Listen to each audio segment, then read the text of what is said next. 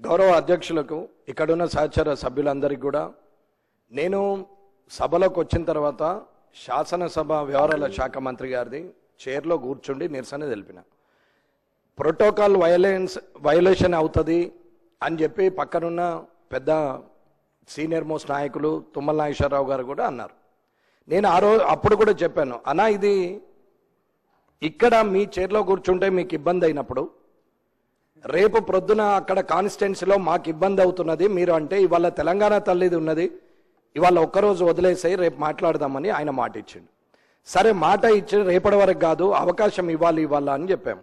చెప్పిన తర్వాత సరే మంచిదని చెప్పి జనగణమన అయిన తర్వాత ఇక్కడికి వచ్చినాం. ఇది ఆయన నోటి ద్వారా వచ్చినటువంటి మాటలు, ఇది అబద్ధం కాదు, ముందరే చెప్తున్నాం. ఇక్కడికి వచ్చి కూర్చున్న తర్వాత అవకాశం ఇవ్వడానికి ఇబ్బంది పడుతున్నారు. సరే ఇవాళ తెలంగాణ తల్లి విషయం మాట్లాడుతున్నారు కాబట్టి దాని మీద నేను రాజకీయం చేయడం కానీ అవాకులు చవకులు పేలడం కానీ అనవసరమైన పనులు మాట్లాడడం కానీ నాకు అవసరం లేదు. ఎందుకంటే ప్రజల మంచి చెడ్ల గురించి ఆలోచించే వ్యక్తిగా ఒక మంచి లెజిస్లేటివ్ అసెంబ్లీ మెంబర్గా ఫ్యూచర్లో జనానికి కూడా ఒక మార్గదర్శకంగా ఉండాలని వచ్చినమే తప్ప కొత్తగా కాదు, తెలియక కాదు, మాకేమీ అనుభవం లేక కాదు. 25 ఏళ్ళు రాజకీయ అనుభవం ఉంది. ఓడిపోవచ్చు, గెలవకపోవచ్చు, రాకపోవచ్చు, కానీ అనుభవం లేని వ్యక్తిని అయితే కాదు. కానీ ఇక్కడికి వచ్చినాక శాసనసభ వ్యవహారాల శాఖ మంత్రి గారు సమయం ఇవ్వలేదు, మీకు చెప్పలేదు, మీరు నాకు అవకాశం ఇవ్వట్లేదు. సరే నేను అడిగేది సూటిగా అధ్యక్ష, రేపు అన్నా నేను